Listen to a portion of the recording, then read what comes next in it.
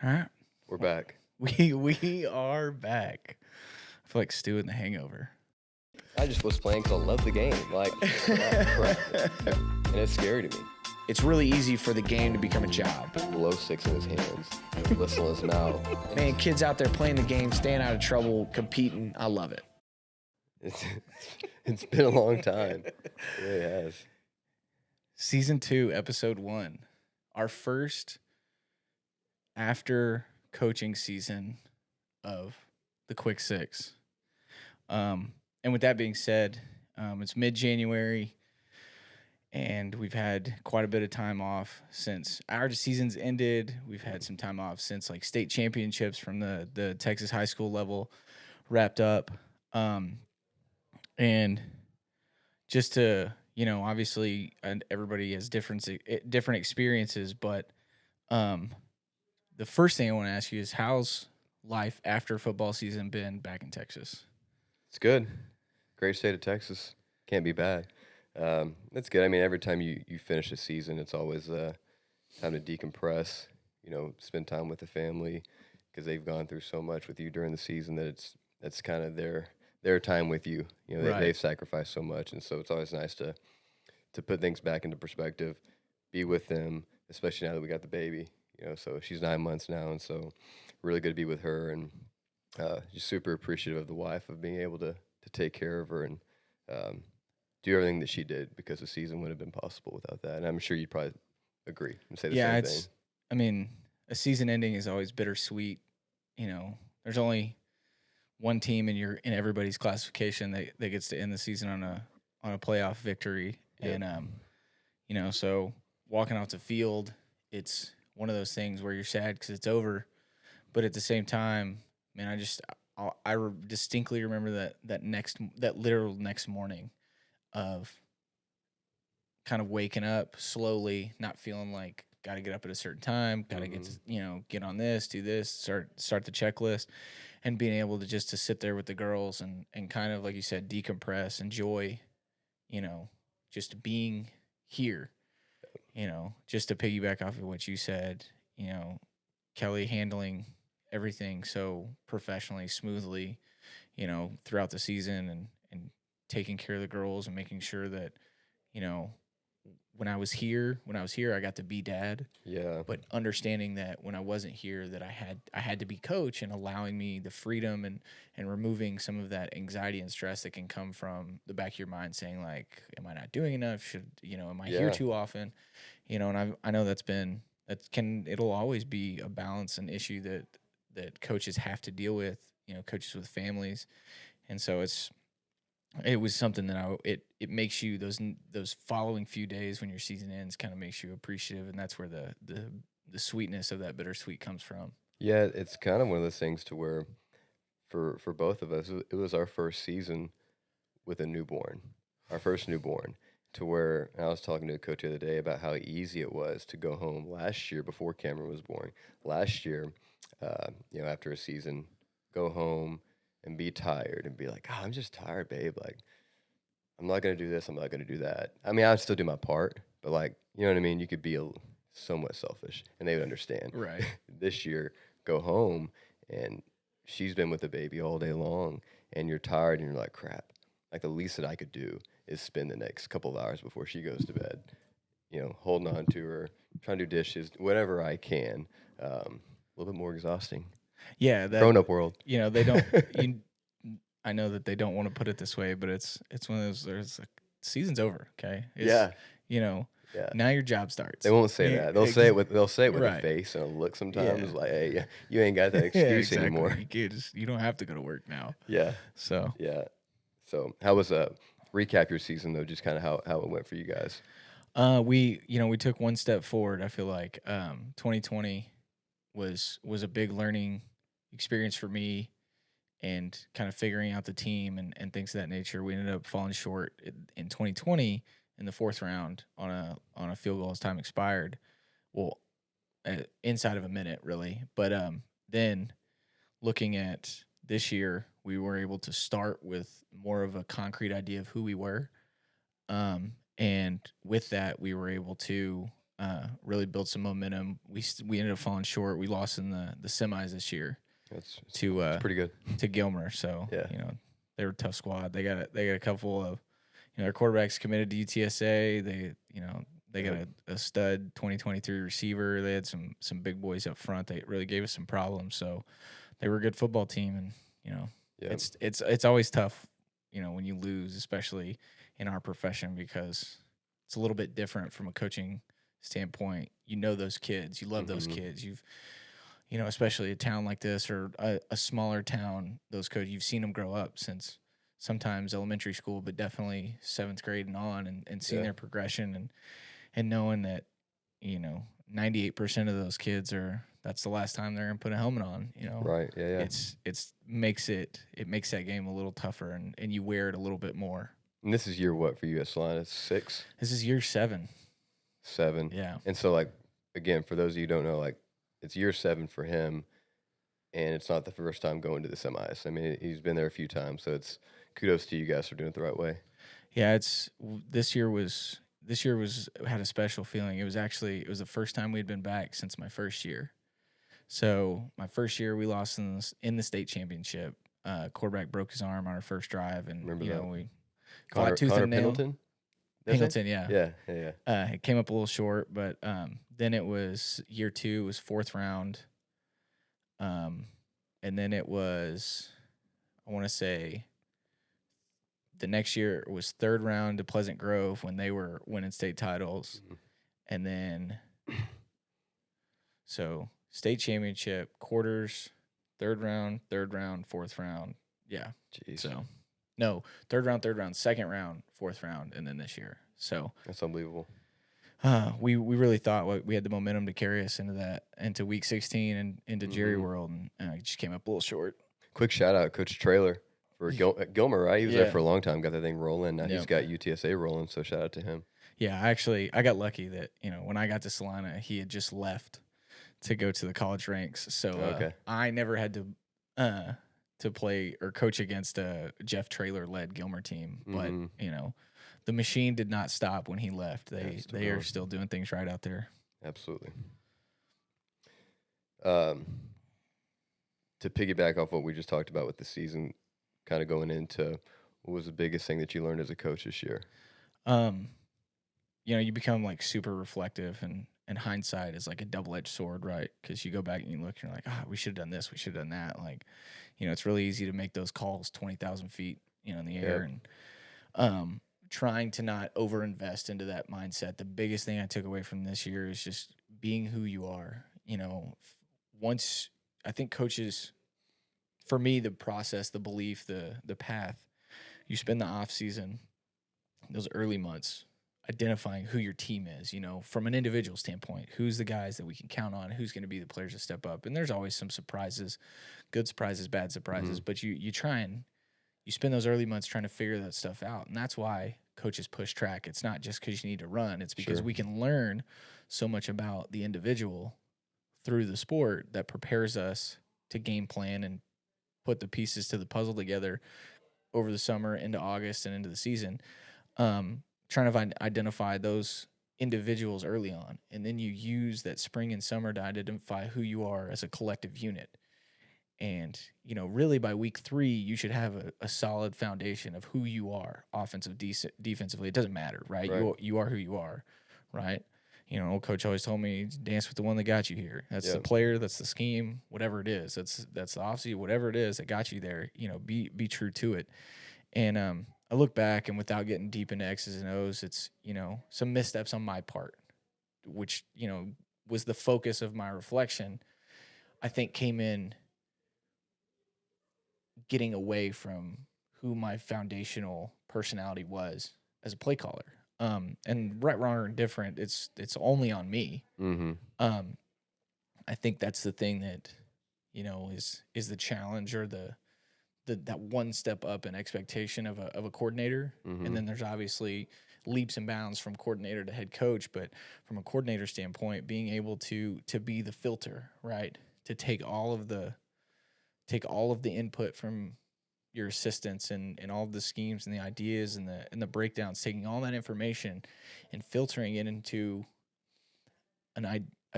identity true game plan, right? Whatever you were using those pieces of information to highlight your foundational identity, not to create a new one. And so that's kind of going to be my focus this offseason from a personal standpoint, is being better in tune with that. Mm-hmm. So, they talk about, there's losing and then there's lessons. And if you let it be a loss, then you've wasted an opportunity. And trying to take the couple games we fell short in and take those as lessons from that standpoint is really my learning point and hopefully eventual teaching point that's going to come out of this year. Sure. That makes sense. Are you guys young this year? Or were y'all experienced? No, we were pretty senior laden. Okay. I actually joked with our receivers coach yesterday that we threw the ball for about 2,500 yards this year, and we graduate almost 2,000 of them. So there's quite a bit of meat left for anybody that's willing to come work for it and take it. So better get some kids in some AP classes then, I guess, right? Football.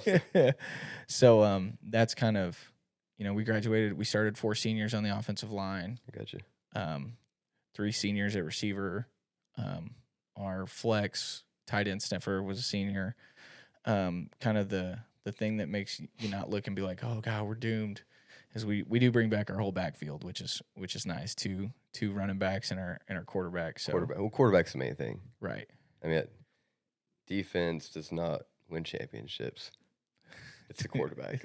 Don't tell any DCs out there. No, I know. I mean, at the end of the day, again, that's going to create a lot of issues there and arguments. Right. But the program's the quarterback, and I'll believe that. And obviously, I'm biased, but I'll extremely biased. Well, yeah, but I'll believe that till the day I die. Right. So, 100%. Unless you got Ray Lewis, it's a little different. The identifying who you are, I think that's something that rings true at every level. Mm-hmm. It can ring true at Pop Warner if you want it to, or it can ring true to a Power 5 school or the NFL. I mean, you and I were talking about Dave Aranda at AFCA. Yeah, just being, obviously we weren't there, and we'll dive into the FOMO issues, later on. But I did hear that, Dave spoke I think he spoke on the last day, and the biggest thing I think Coach talked about was being who you are and staying true to that, and more importantly, being who you say you are. And I've always been big about that as a coach, just because, again, kids are smarter than what we think, and they can see who we truly are. And if you're trying to be somebody and coach in some type of way that is not true to who you are, if you're trying to coach and always be the rah guy because that's what you feel you should, and that's not who you are, kids are going to see that, and it's not going to be genuine. And I think the relationships that you build with your players are the ones because they see you being truly who you are. And when you watch Coach Aranda, he is who he is. Like, he is even kill. To a fault. There was like a picture, I think, after a game to where I think it was a bowl game where they were like running, and it's like still frame shot, and Gatorade or water, whatever it was that they were trying to dump on him, half of the water or Gatorade was already on his body. And he is still like even kill, no flinch, eyes like straight ahead, laser focused. Yeah, but that's who he is all the time, and I respect that. Just again, I think the kids can see that, and that's the most important thing: is just be who you are. And I think that the vessel of the message, right? Dave Aranda himself is the perfect testament to that belief system or that message, because you go 2-10, yeah, right, and there's not this holistic change or this like rebuilding anything. They just trusted the process, did what they're supposed to do in his vision, and it leads to a conference championship, a Sugar Bowl championship.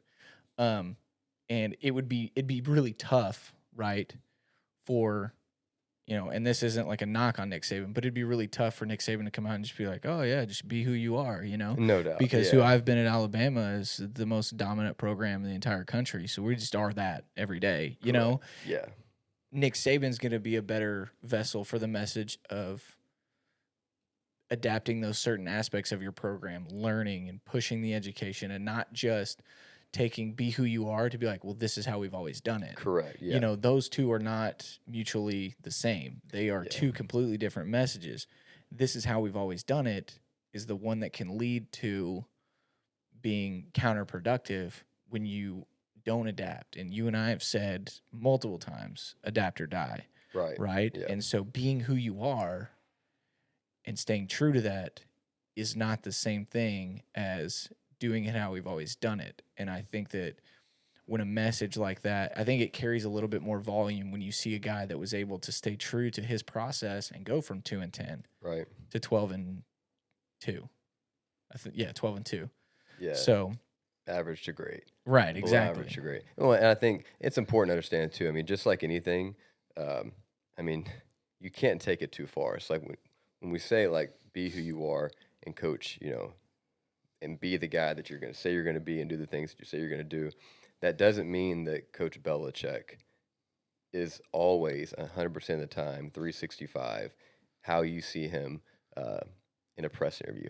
Right, Like right. there's times where you do have to get raw, and I believe in that. But the point of it is who you are and your emotions. As long as you have control of all of that, be who you truly are and how you truly feel, and you have control of those. I think you're fine. It's whenever you feel like you're having to coach, say, or do something uh, in a way like somebody else because it worked when they did it. Well, you're not that person. So, more importantly, be who you are. And at least if it doesn't work, it didn't work how you were doing it. And as long as you learn Exactly. from that, then you didn't lose. That's that last part is probably one of the things that kind of led me to that learning point from this season is like if I'm going to go down, Oh, yeah. Go down in flames. I want to go down doing what I know, Yeah. how I know it. Yeah. If I stay true to myself and we work really hard and we game plan and everything that we do, 100% am aligned with from a day one philosophical standpoint, and you beat me, then you beat me, right? But I never want to feel like by trying to do this, we lost. Yeah. It's all, and it's kind of an odd description. It's not being beat that Right. hurts. It's me losing that really hurts. So, um, but the whole Dave Aranda thing, I saw him after like that picture. I saw a meme and it was like 8 different shots of him at different games in the exact same facial expression, Yeah. but it would say like elated, You're frustrated, correct. Yeah. angry, disappointed, and they were all the exact same facial expression. So he's like the ultimate like Right. laser focused, even keel of like this is who I am Mm-hmm. to the nth degree. No So, doubt. mad Yeah. respect. Shout out Dave. Yeah. Shout out Baylor, too. Good for them. Which, as a Baylor alum, I'm not gonna lie. After the That's 2020 why I said that, season, because I knew you were going to say something. Like, I couldn't say that, and then you just move on. right after the 2020 season, I was like, because Dave Aranda gets hired. It's like, dude, big time defense Yeah. coordinator. Like, this is gonna be awesome. Then we go 2-10. And I was like, is it gonna be awesome, or is he just a great DC? Right. Because those people exist, Yeah. And A lot of them. I was happily proven wrong as an alum to be like, okay, we just chopped wood and carried water the exact same way and trusted the process and Yeah. it paid dividends. Absolutely. So Moving on, let's talk some more football. My deep dive that I've taken into over the last couple of months, talking about reflection right after the season and moving on to pre-spring ball. Every coordinator at this point is looking already the way too early look of who are we going to be next year. And my deep dive is just looking at and trying to understand and accept how cyclical football is. And so, again, this is one of those things I was describing to my wife on the way over here, who again had probably very little clue as to what I was actually talking, or even cared about what I was talking about when it comes to this stuff. her Bless her heart, she listens. in-depth football history knowledge. She listens, and I appreciate that. And just you're looking at it, and let's take the Iowa State defense for example. Okay, so you're the 3-3-5, or you're the 3-2-6, whatever you want to call it. But everybody's got that monster safety now, right? And why did that start happening? Everybody's starting to sling the rock around. This guy named Art Browse and this guy named Hal Mummy come out of the picture a few years ago, and let's go ahead and expand the offense and start slinging it around more. And then everybody starts doing that. Why was it so hard for people to defend? Because they had 3 or 4 linebackers that were 6'1", 6'2", 260 monsters. And Brawls and those guys are smart to say, let's go ahead and get some space and make those monsters have to cover Tevin Reese. Good luck. And on top of that, those are offensive systems that have not been around before. And so a good comparison is you're looking at like Army. You've got 3 days right now to prepare for an offense that you don't see on a week-to-week basis. And on top of it, hey, they're physical as hell too. Yeah. Good luck. Oh, by the way, they're in the military. Yeah, right. Yeah, it's a plus.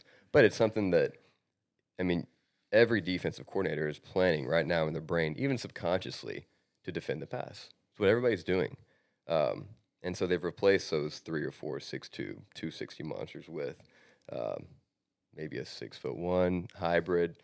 They had 1 rover. Now they've got 3 linebackers or 4 linebackers that would look like rovers a couple years ago. And what's happened now is offensively, in my brain, it's, okay, you guys have made that adjustment. Within the next 5 years, at least, at minimum, it's going to be, okay, so you've gotten skinny. We need to get big. And yeah, and I'm saying right now that you're going to see a lot more 12, 21 personnel. Because, again, it's cyclical. And again, you start tightening the box up. Now you're forcing those hybrid guys who don't want to be in the box to be into the box and stop the run. And what's going to happen 10 years from now, they get back to those monster linebackers.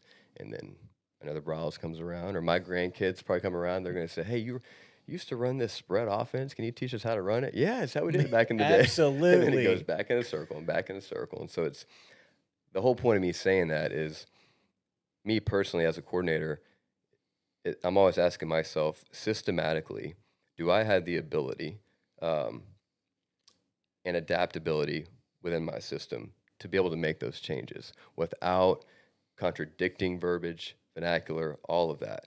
And I think that's tough because you'll hear an argument from a lot of coaches that will defend their system till the day that they die. And I think some of those coaches say that, and they internally know that there is an evolution happening, but they don't know another system, and they know for sure their system doesn't have that adaptability, and that's why they're defending their system. 100%. I think that. I mean, hey, shout out Dallas Morning News. We actually got some love in an article they did, middle of the playoffs, talking about that evolution aspect, and I think that a lot of people are gonna be like, oh, this conversation's been had before, and like we know this is gonna happen, but I think we're at the tipping point. Yes, I think that we've all kind of seen the path that everybody's headed down, but I think that this year and next year are really like those tangible, measurable turning points where you see that shift. Dallas Morning News did this article talking about like 4 or 5 different offenses in the Metroplex that had gone through an output shift and were having better seasons this year than they did last year. And we happen to be mentioned in that. This year, we doubled our rushing output essentially from last year. And the vast majority of that was December. I don't remember the exact day, but the first day that we sat down in that coach's office after losing to Graham in the 4th round in 2020, we sat down and we were like, okay, just no deep dive. Throw something on the wall. Let's see what sticks the best. Who are we going to be? And everybody goes, we're going to be huge up front. Yep. And we were really young in the backfield in 2020. We're going to be more experienced in the backfield. Okay, so everything is going to be predicated around run the ball. Yep. So, and what it did was that we were still able to maintain a productive level of passing game. But do you know how much people hate to put 8 and 9 bodies in the box and go, I know you're going to run the ball, and then you still score, or you still average 6, 7, 8 yards a pop? Correct. I mean, I've never been a defensive coordinator, but I'm sure that's got to be annoying. Yeah. Because the only logical answer is to play what coverage? Man. And coverage. Yep. And even if you're cat coverage, even if your success rate against man coverage is in the mid 50s, that sucks for them. Yeah. For a defense to be successful with a heavy box and tight man coverage, they've got to keep you below 50% to have a chance to win, to have a chance to stop you. And so we were able to capitalize, and I don't want to say that we were like front runners and like we were the ones. Pioneers. Yeah, not by any means. There was no like you get behind the big guys and you run the ball. Yeah. Like we just sometimes we run it left, sometimes we run it right. Right? There's not a Right. new direction. You go towards the end zone. So we weren't changing the game in that aspect, but I felt really good about the fact that we saw this huge jump in production. We saw, a 10 or 11 point jump in our points per game. Our yards per game went up 60 yards. Our rushing attack, like I said, doubled, and we only saw like a 700-yard drop in our passing game. And a lot of that was due to the fact that it wasn't really a balance thing.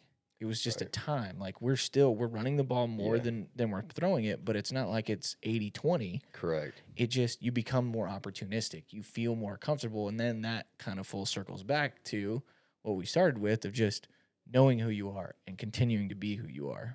Yeah, I was talking to one of our coaches the other day about it, and actually yesterday about our system, and my biggest thing was saying, I feel comfortable enough with my system and what I use, and obviously it's evolving and it's always tweaking and trying to make it better. But I feel comfortable within my system of being able to um, make those adjustments. And it's not like a drastic change by any means. And I told him, I was like, it's more of just the intent. Like, we're going into this game and we're going to make you have to set your jaw as a defense, and you better stop power. You better stop wide zone, because especially with power, if you can't stop it, there's not some magical thing that you can say, hey, man, we can go ahead and scrape a little more. No, just get tougher. And if you can't, that bruises the ego more than any other pass could ever do, in my opinion. And again, don't get me wrong. I'm the guy where I would love to have 5 receivers out there slinging it. But I think I'm an idiot as an OC, and I'm stubborn if I don't see this evolution happening and I don't try to end up, being on the front run of that and go ahead and make those changes, because I'm not only screwing myself over, but I'm screwing the team over. 100%. So it's just a matter of making the rules fit. And that's, I think, as every offensive coordinator struggles with when it comes to verbiage and rules, is get it all out of the way now, get it all fixed in the spring. And that way when things change, especially at the high school level when it comes to injuries and all that type of stuff, that your identity doesn't have to change too much. And there is versatility and adaptability with simplicity within your system. Absolutely.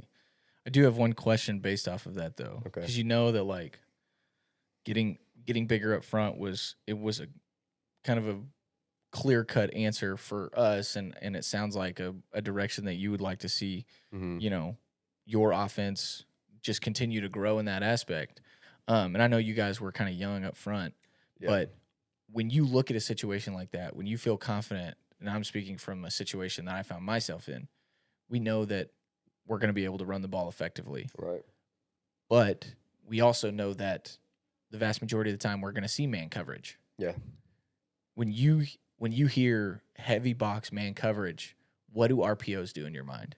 Get thrown out? Stay in? No, because I think it's the type of concepts you have. I think even just a couple of years ago, very few people would have had an answer to that, because they had kind of these generic RPOs where it was your There's a class. space RPO. Yeah, as your classic, read the slot defender, and he crashes down, and we're going to go ahead and pull it, and we're going to throw it. But you're starting to see a lot of kind of these some rub routes, but some of these man beater RPOs. For me, it comes back to whether it's RPO or whatever. When you're getting that loaded box, again, you got to be able to throw. You got to throw it. I mean, if you can't beat one-on-one coverage, it's not game over, but it makes it tough. But you also can't abandon the run. Like, if you can continue to bruise our ego, that makes it even worse. It's like, man, we've got 8 guys in the box, and they've got 7. They're still kicking our butt. I mean, you don't have to, oh, crap, we're outnumbered, we have to throw it now. But it's the intent of it, and it's always taking what they give you. And, again, for me, it's always, if you can stick to that intent, knowing what you have for your team. Like, for us this year, we have a really big running back. We have what Derrick Henry probably looked like in high school, maybe even bigger. And so we're going to be way more vertical, way more tight A-gap, and downhill. If we had somebody a little bit more of a scat back, we're probably a little bit more wide zone, get to the edge. But the intent is we are going to run the rock and make you have to play physical football. And so, but again, I think regardless, you have to be able to throw the football. I think that's the beauty of when you see teams that win these championships. Um, they're really, really good at both. I think you can be great at running the rock, average throwing the football. That'll get you a couple rounds deep. But eventually, you're going to go against somebody that's great at both. You know what I mean? And then when you get to that point, that's when you get beat. And so it's a happy balance. So as a coordinator, trying to figure out how can you be great at both. Because I always say it all the time. It's one of those things to where you've got to do a good job. I'd rather be great at one thing than average at a bunch of things. And I think that you saw, there was 2 or 3 state games this year in Texas that kind of built up the hype. You had the South Low Cliff Liberty Hill game that, DISD, and then you had North Shore Duncanville Part 3. You had all Mm-hmm. these things, but I think that when you look at those and the perfect manifestation of what you're talking about, it's you know it's the goat riding off into the sunset. It's Todd Dodge, because Yeah, they lined up against Rodney Webb and Dent Geyer, and I mean, let's not hold back. Dent Geyer kind of punched him in the mouth first half, they did. but the beauty and the greatness that is Todd Dodge is, I think he's the ultimate know who you are, be who you are.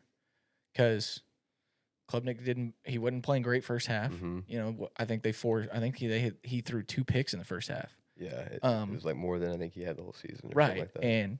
but they had just enough balance. They were able to, and they're talking about their 2 running backs. One started the year on JV, and the other one had quit football and kind of worked Mm-hmm. his way back onto the team and accepted his role, et cetera, et cetera. Not to get too far into that stuff, which we can talk about later, Mm-hmm. but doing just enough in the run game to bide the time to stay somewhat efficient and effective to open up the shots to their big time Power 5 receiver, Right. which eventually in the second half, you start to see the separation, Yeah. the cream rises to the top, et cetera. And that's a really good Dent Geyer team.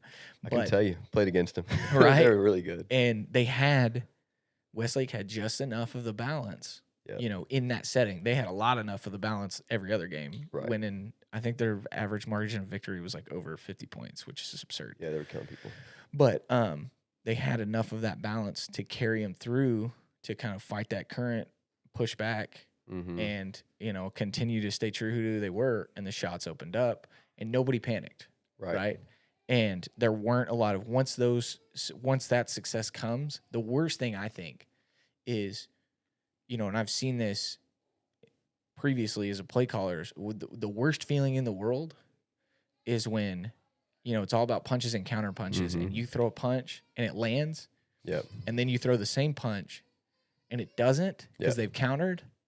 And then when you come with what you think your counter is and it doesn't work, Correct. that's where the panic comes in. Right. Because have I been outsmarted? Are we not as good as I thought we were? Do I go back to my original, first throw? Like and that's the chess match of play, Yeah. the game within the game, the play calling back and forth is that when everybody goes in, they're super confident in their game plan, right? Yep. And you throw that punch and it lands and you're like, okay, here we are. We're good. Yep. And then good coaches do what good coaches do. They make the adjustment and they stop you. In your mind, every coach's mind is, okay, we expected that. Here's our answer. Correct. And then your answer doesn't work. Right. Now what do you do? Correct. And I think that was the ebb and flow of that Westlake Geyer game is punches and counter punches. They were able to stop each other, and Todd Dodge just found a way to continue to stay true to who they were, and the big shots landed, and it made a huge difference. And you could see that when it comes back to what you said, which is a great point, you have to have an answer. So with everything that you create, what is the complement to it? What's the answer?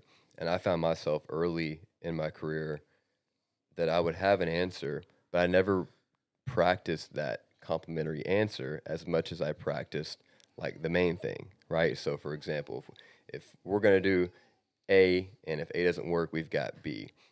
But the problem was I would practice A 80% of the time, and I would just I had the answer for B, but would never work B too much, and that was my biggest issue. You could tell with Westlake, they worked it all, and there's only so much you can do defensively at the end of the day.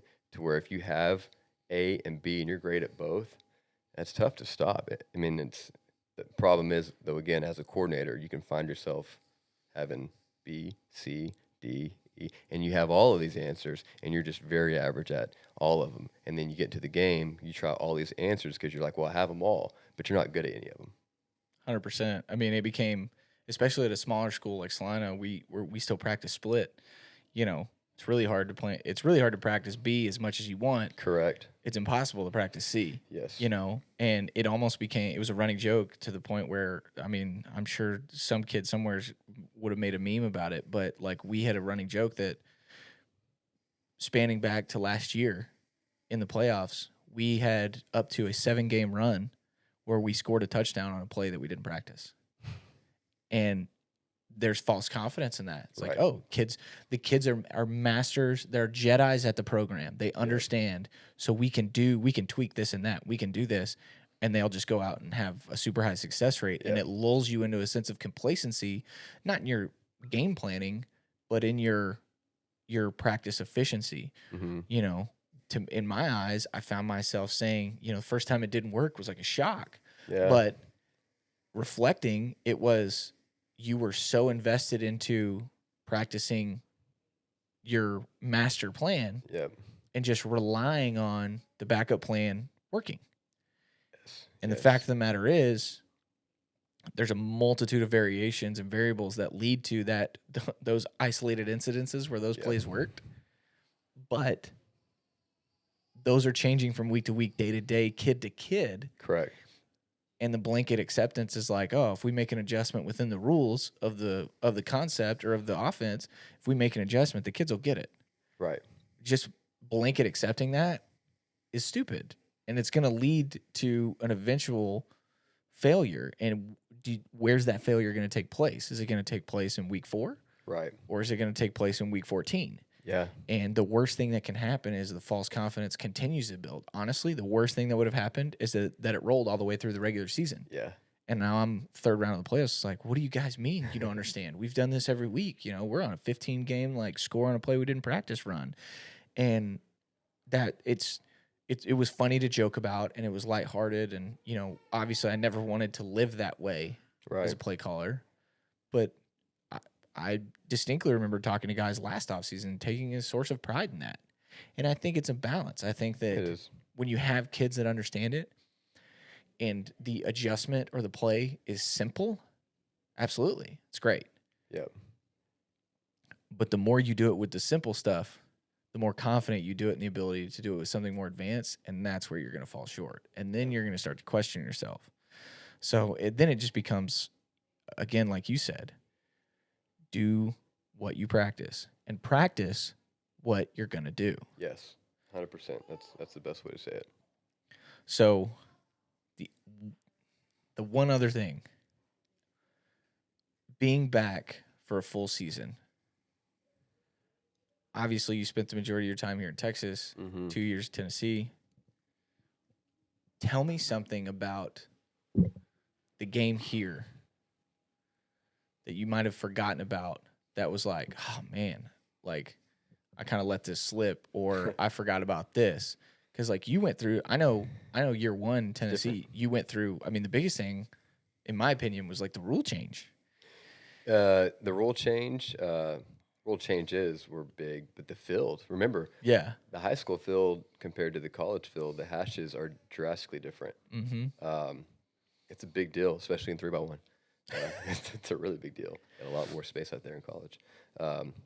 And so, man, I would say, like cutting, for example. I mean, and there's probably, way bigger examples like I could give you, but like this year, as far as being able to cut, that's not a thing, in the high school and the NFHS rules. I mean, it's so much more limited compared to college.